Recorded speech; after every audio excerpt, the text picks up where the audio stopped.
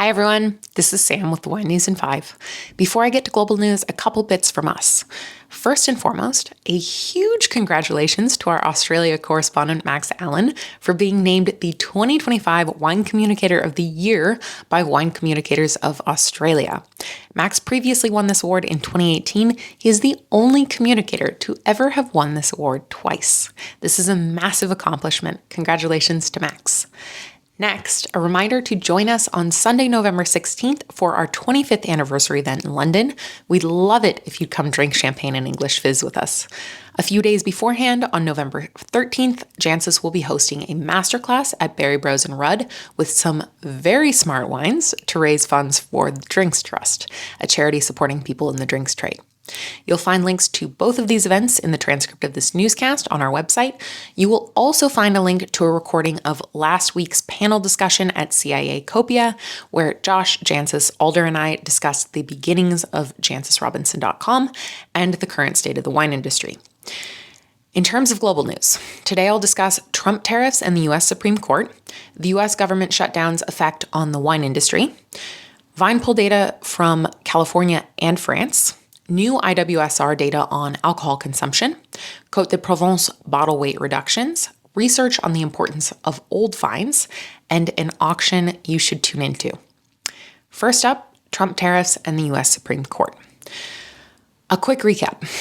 On April 14th, New York wine importer VOS Selections and 4 other small businesses sued Trump for overstepping his authority by imposing global tariffs. On May 28th, the U.S. Court of International Trade unanimously ruled that the tariffs were illegal. Trump appealed. The U.S. Court of Appeals for the Federal Circuit ruled 7-4 that the tariffs were illegal. Trump appealed. The U.S. Supreme Court fast-tracked a hearing for this case and heard oral arguments for Trump versus VOS Selections on November 5th.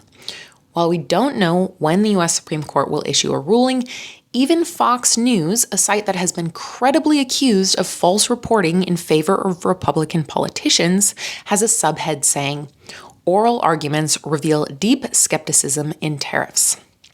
Conservative Justice Amy Coney Barrett is quoted in the transcript of the hearing pointedly asking Trump's lawyer, Dean John Sauer, "Can you point to any other place in the code or any other time in history where the phrase regulate importation has been used to confer tariff-imposing authority?"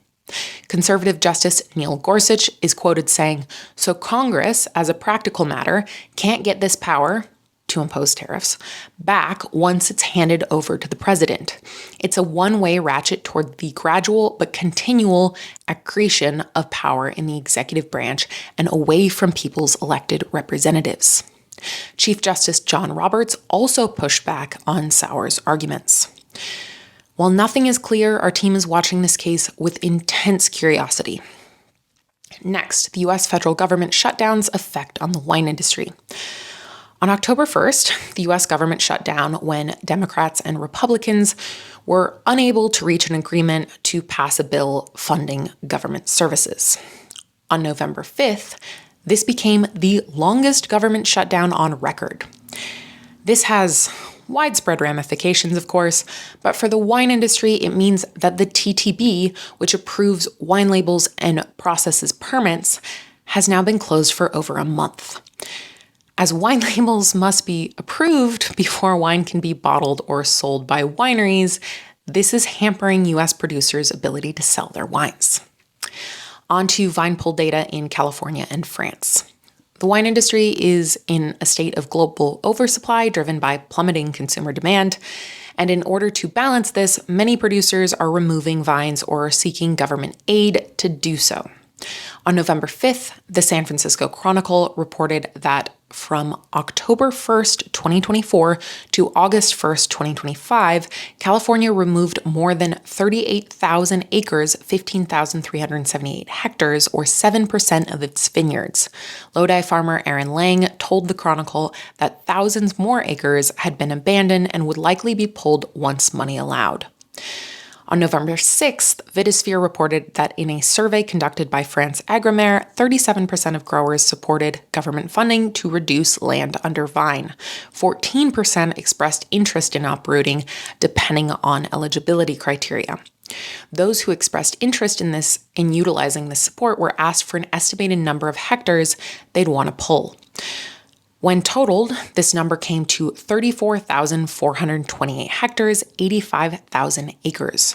Jérôme Despy, president of France Agrimaires Specialized Wine Council, estimates this number is likely higher, around 50,000 hectares. The French government is currently asking Brussels for at least 200 million euros in aid to uproot. While there's no target number for how many hectares would need to be removed to balance global oversupply, it is clear that the current rate of vine pull is not quick enough. In 2003, the world's area under vine was 7.8 million hectares. In 2024, that number was 7.1 million hectares. We will see what next year holds in store. Next, new IWSR data on alcohol consumption. On November 6th, drinks market analyst IWSR published new data showing that despite a 1% decline in volume of alcohol consumed within the 20 major markets surveyed, the value of alcohol sales has held steady year on year. India was the largest growth market at 7%, followed by South Africa at 4% and Mexico at 2%. The largest reductions in sales were seen in Germany, the US, and China. Wine as a category was down 5%, with only Prosecco seeing growth in sales. On to lighter bottles for Côtes de Provence. On November 1st, Vitisphere reported that the Côtes de Provence Wine Union has lightweighted its signature bottles by 25%, or 80 grams per bottle. With projected production at 6 million bottles, they estimate that this will reduce overall carbon emissions by 353 tons per year. Next, research on the importance of old vines. On November 1st, 2 recent studies on old vine Grenache were presented at the Old Vine Conference in California. One, led by Professor Luis Gonzaga Sant Esteban at the University of Navarra, established a scientific method for dating a vineyard without planting records. The other, led by Professor Vicente Ferreira at the University of Zaragoza, examined how vine age affects the aging capacity and flavor development of wines. Utilizing 6 plots of 30 to 90-year-old vines and 6 plots of neighboring vines between 8 and 13 years old, Ferreira's team discovered that across all plots, wines from older vines had higher levels of phenolics, pointing to increased ageability. Wines from older vines also displayed higher levels of certain aromatic compounds that were linked to different planting locations, making a very strong argument for old vines being better able to express terroir. It's not only exciting to see research that confirms impressions long thought to be true, it's also important to the health of the industry. This information comes as thousands of hectares of vines are being uprooted. The best way to ensure that old vine vineyards aren't part of uprooting campaigns is to recognize their importance in the hope that it'll create increased demand for the wines they produce, which was another topic discussed at the Old Vine Conference. Finally, an auction you should tune into. While the wine world is abuzz about the November 13th auction of the personal cellar of Alexandre de l'Ursulus at Drouot, Paris, with all of its yquem, the auction we're most excited about is Salud. Salud is an organ-based program dedicated to providing affordable and accessible healthcare for the state's vineyard workers. Organ wineries and some Burgundians donated incredible wines and experiences for the world to bid on. The online auction opens on November 12th. I'll link the catalog of auction lots in the transcript of this newscast. That's all for this episode of the Wine News. If you enjoy this newscast and you'd like to see it continue, please become a member of jancesrobinson.com.